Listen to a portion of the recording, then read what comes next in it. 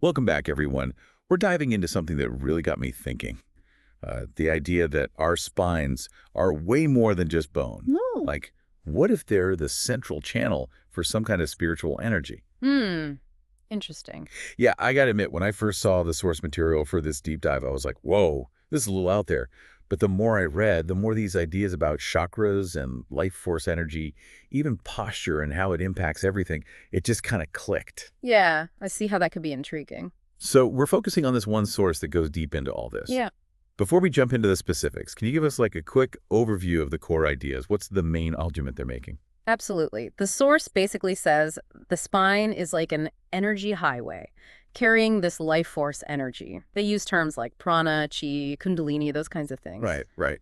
And it's not just like physical energy, it's the energy that makes us, well, us. It connects us to something bigger, they say. Okay, I'm following. And then it gets really interesting because they link this energy to both physical and, get this, energetic alignment. Okay, now you've got my attention. They say how you hold yourself, your posture plays a huge role, like slouching, that can constrict the energy flow, but a straight spine, it creates space for the energy to rise. So like literally how you stand can impact That's that. what they argue, yeah. But it goes even deeper than the physical. Our emotions, especially fear, they can block the energy too, particularly in the lower chakras, those energy centers along the spine that we've all heard about. Okay, this is getting good. But I got to ask, how does this spine as energy highway thing connect to what we know about, science, like the nervous system? Are they saying it literally flows through nerves? Actually, no. They use the nervous system more as a parallel, an analogy. Like the nervous system sends signals throughout the body, right? They suggest the spine could be a similar network, but for spiritual energy instead of just electrical impulses. Oh, okay. That makes a lot more sense. So it's about how we carry ourselves physically and emotionally, impacting this more subtle energy.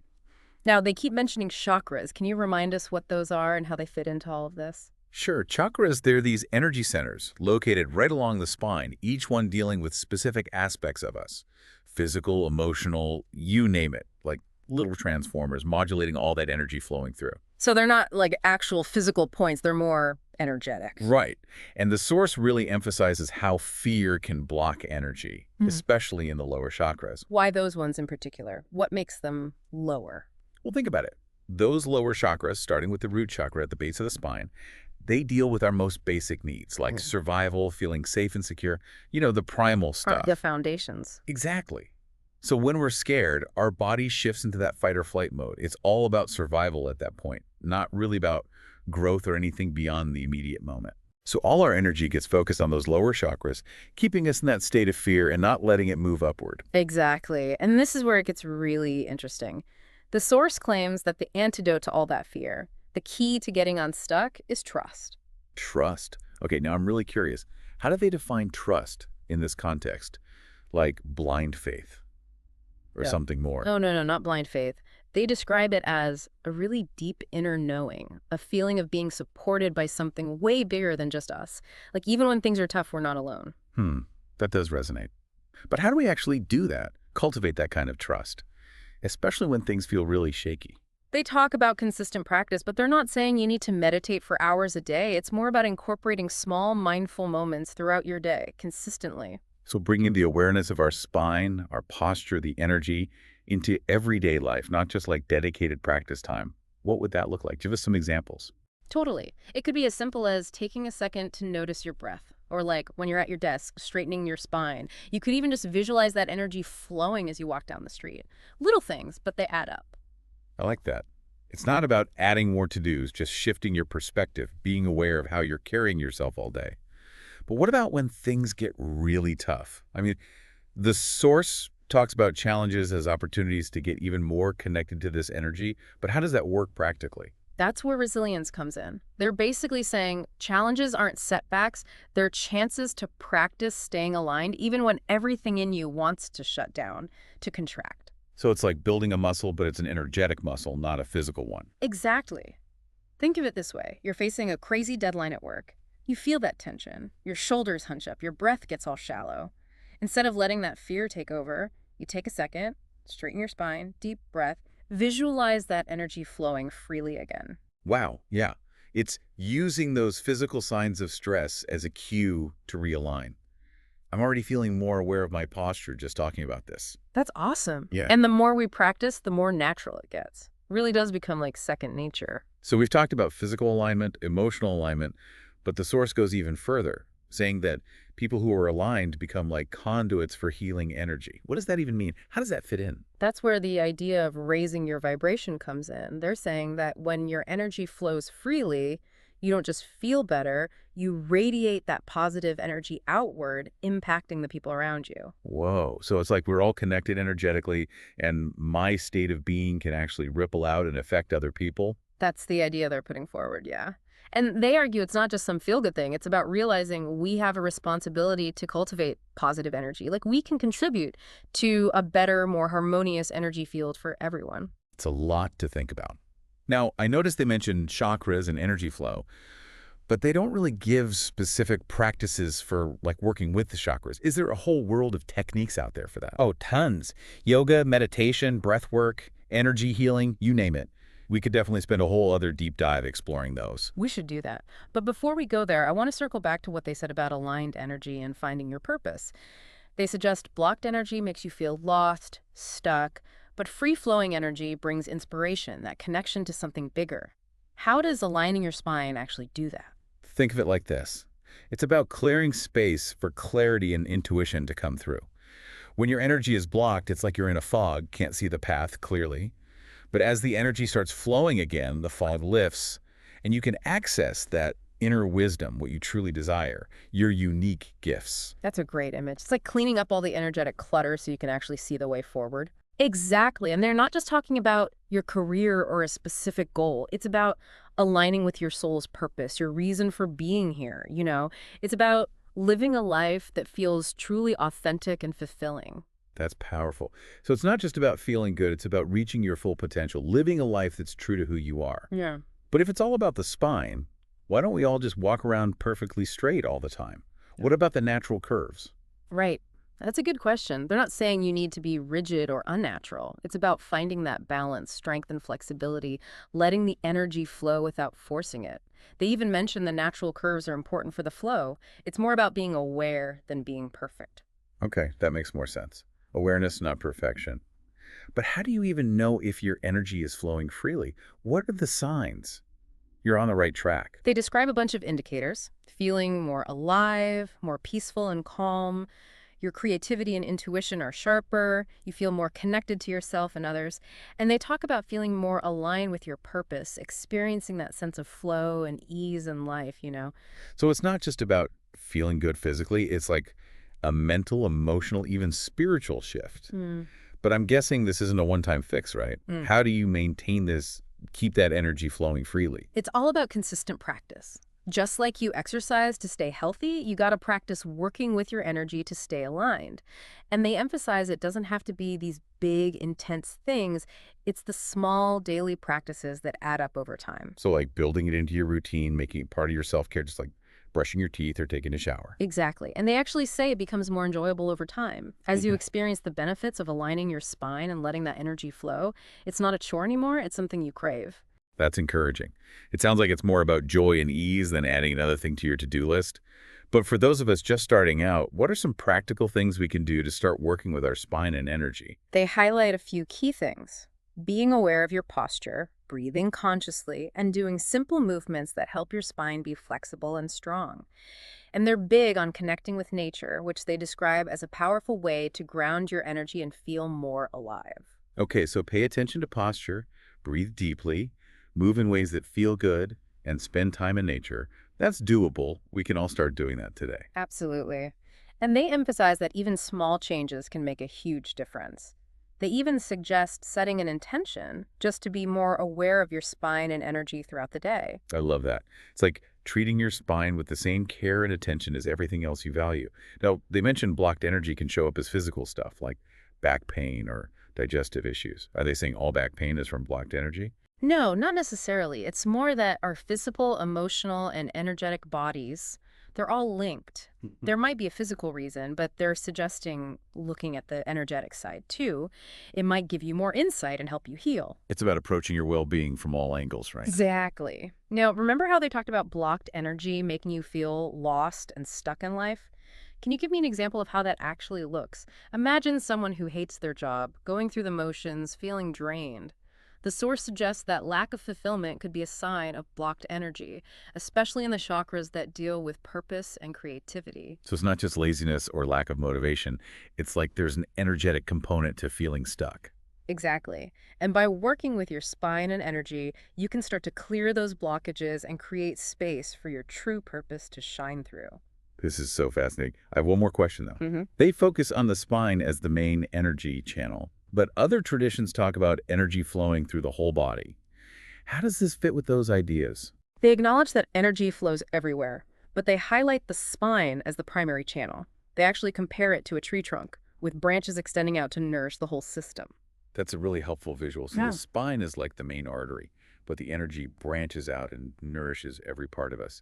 Okay, I need to hear more about how this connects to specific chakras and how we can work with them. We can definitely dive into that in the next part of our deep dive. But before we move on, I'm curious, what are your initial thoughts on all of this? What's resonating with you so far? Honestly, I'm surprised by how much of this is clicking for me.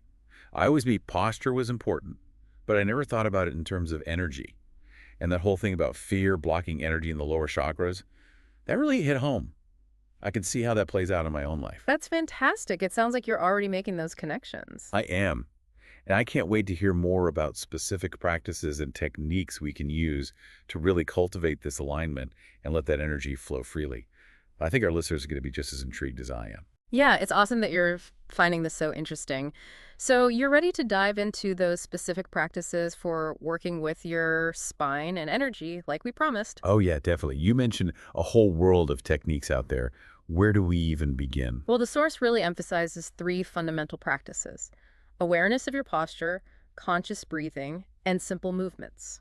Okay, let's start with posture. I mean, I think most people know good posture is important, but how does it connect to energy flow? I don't get it. Think of your spine as the central channel where the energy flows through, right? So when you slouch, you're basically constricting that channel, like squeezing it. It limits how freely the energy can move. So it's like bending a garden hose. The water can't flow as well when it's kinked. Perfect analogy. By keeping an upright posture, you create space for the energy to move more freely throughout your whole body. But it's not about being rigid, right? Like forcing yourself into a perfectly straight posture. I imagine that could create tension. Exactly. The source talks about finding a balance between strength and flexibility, like lengthening your spine, not forcing it into some weird position. So it's about finding that natural alignment where the energy can flow without any strain. Yes. They even talk about imagining a string pulling you upward from the crown of your head, aligning each vertebra. It helps create length and space within the spine. I like that. A string gently pulling me up. Yeah, I can already feel a difference just thinking about it. right. And remember, awareness is key.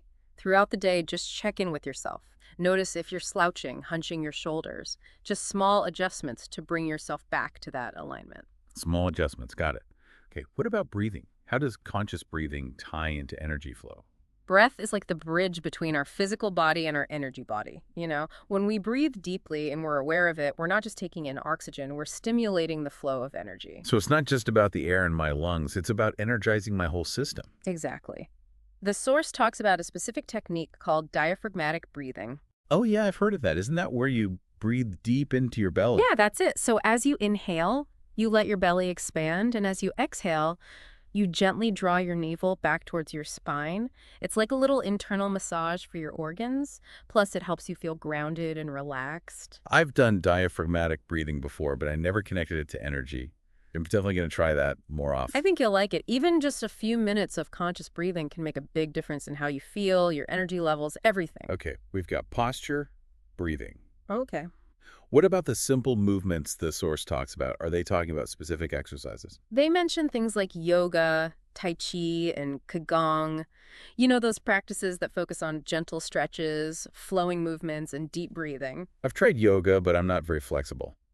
Is it still beneficial if I can't, like, bend into a pretzel? Oh, absolutely. Yeah. The most important thing is to listen to your body and move in ways that feel good to you.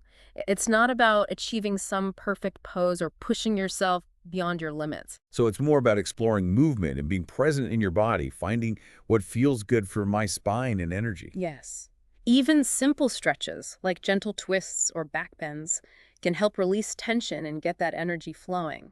I like that these practices are accessible to everyone, no matter how fit or flexible you are. Exactly. They emphasize it should be enjoyable, not another chore. Find what you like and make it a part of your routine. Okay, so posture, breathing, movement. The source also talks about connecting with nature. How does that fit into all this? Nature is like this powerful battery recharge, you know? Spending time in nature, whether you're walking in the woods, gardening, or just sitting under a tree, it helps to ground your energy and feel more alive. I totally agree. I always feel so much more relaxed and centered after being outside. Right.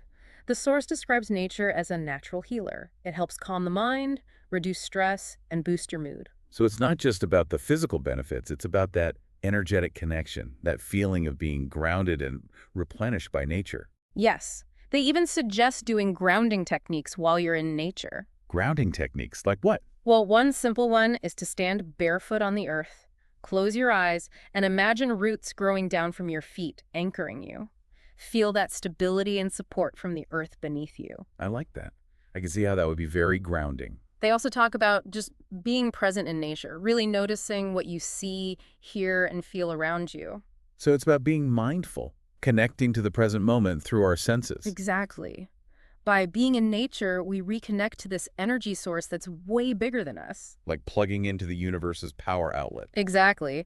And this connection to nature can also help us cultivate trust, which, remember, is essential for letting go of fear and allowing energy to flow freely. Right. When we feel connected to something larger, it's easier to let go of that fear. Exactly. So even just a few minutes in nature every day can make a huge difference in how you feel, your energy levels, everything.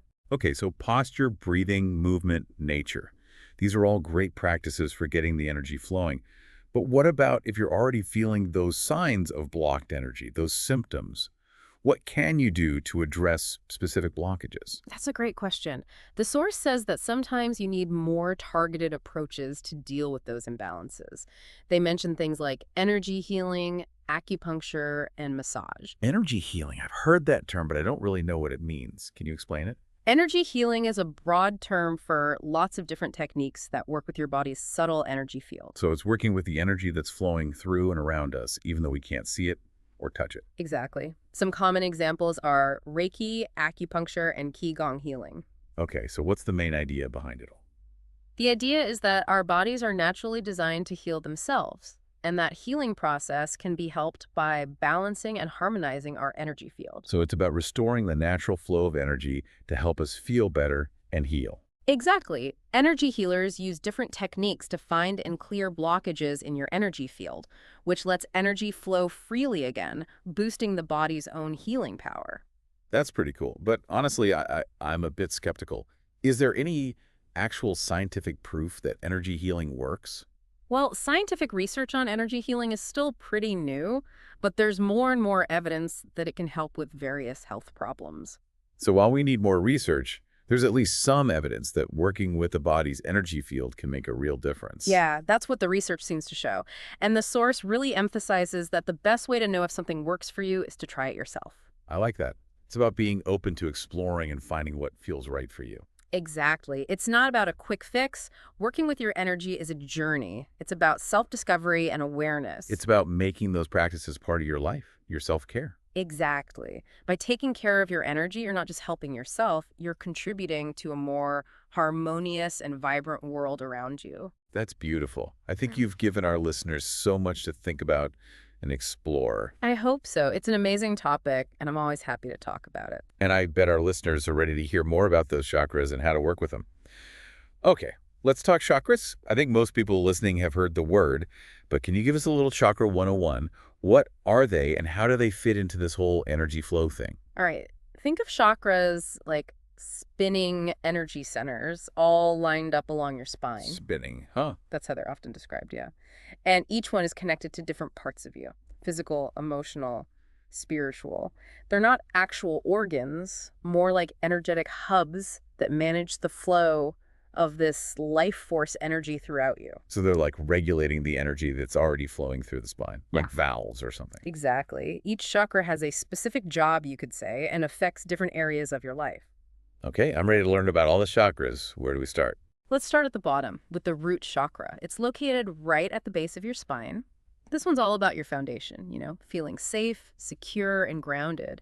It's your connection to the earth, to your basic needs, to survival itself. So if my root chakra is balanced, I feel secure and stable, like I've got solid ground under my feet. Yeah, exactly. You feel safe and supported in the world.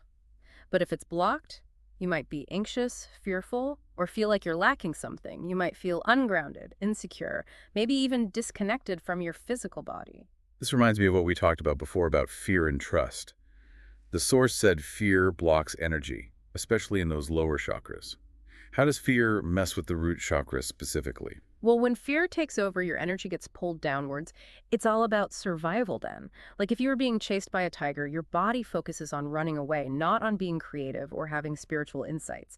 That's the root chakra doing its thing, keeping you safe. So it's not that the root chakra is bad, it's just doing its job to keep us safe. Right. But if you're constantly living in fear, that energy gets trapped in the root chakra. It can't flow freely to the other chakras. You might feel stuck in survival mode, unable to tap into your creativity or intuition, or even your sense of purpose. This makes me wonder about people who've been through trauma. Could trauma affect the root chakra? Definitely. Trauma can make you feel deeply unsafe and insecure, leading to a blocked root chakra. It's like your body's always on high alert. It can't relax or feel safe. So healing from trauma might involve working with the root chakra to feel safe and grounded again. Exactly. Doing things that promote grounding, like spending time in nature, gardening, or even just mindful movement, can help balance the root chakra. Okay, so we've covered the root chakra. What's next on our chakra tour? Moving up the spine, we come to the sacral chakra, down in the lower abdomen. This one's all about creativity, sexuality, emotions, pleasure, your connection to your senses, your capacity for joy and abundance. This chakra sounds a lot more fun than the root chakra. It is. The sacral chakra is about embracing the good stuff in life, letting yourself feel your emotions fully, and expressing yourself creatively. What happens if the sacral chakra is blocked? Well, you might struggle to express your emotions, feel numb or disconnected from your feelings, or maybe you feel a lack of creativity or passion. It can also show up as issues with intimacy or connecting with your sensuality. So if I'm always holding back my emotions or denying myself pleasure, could that block the sacral chakra? Yeah, it could. It's about finding that balance between honoring your emotions without letting them control you and allowing yourself to experience pleasure without guilt or shame. Okay, I see how each chakra builds on the last one. You need that solid base of the root chakra to feel safe. Then you can move up to the sacral chakra and explore creativity and emotions. What's next on this energetic ladder? Next is the solar plexus chakra in the upper abdomen. This one is about your personal power, willpower, self-esteem, confidence. It's like your inner fire, the drive you have to achieve your goals and live your purpose. So if my solar plexus is strong, I'll feel confident, assertive, and ready to take action. Exactly. You trust your gut, make clear decisions, and chase your dreams with determination. But what if the solar plexus chakra is blocked? What happens then? You might feel powerless, indecisive, or lack confidence. Maybe you struggle to set boundaries or stand up for yourself. Some people experience digestive issues too because this chakra is tied to the digestive system. This makes me think about people who are always trying to please others or have trouble saying no. Could that be a sign of a blocked solar plexus? Absolutely. It's about finding that sweet spot between being assertive while still being respectful, honoring your own needs, but also considering the needs of others. So working with the solar plexus chakra could mean setting healthy boundaries, learning to say no, and building up your confidence. Yes. It's about taking back your power and using it to build the life you want. Okay, we're halfway through our chakra journey. What comes next? Now we come to the heart chakra, right in the center of your chest. This one is all about love, compassion, connection, forgiveness. It's the bridge between the lower chakras, those ones that are more focused on you, and the higher chakras, which connect you to something much bigger. So the heart chakra is about opening ourselves up to love for ourselves and for other people. Exactly. It's about empathy, understanding, acceptance, seeing how everything is interconnected. But what if the heart chakra is blocked? Well, you might have trouble giving or receiving love. You might feel isolated or lonely or hold on to grudges and resentment. You could also have physical symptoms like heart problems or breathing issues. So if I'm always closing myself off from love or holding on to past hurts, that could mean my heart chakra is blocked. It could, yeah.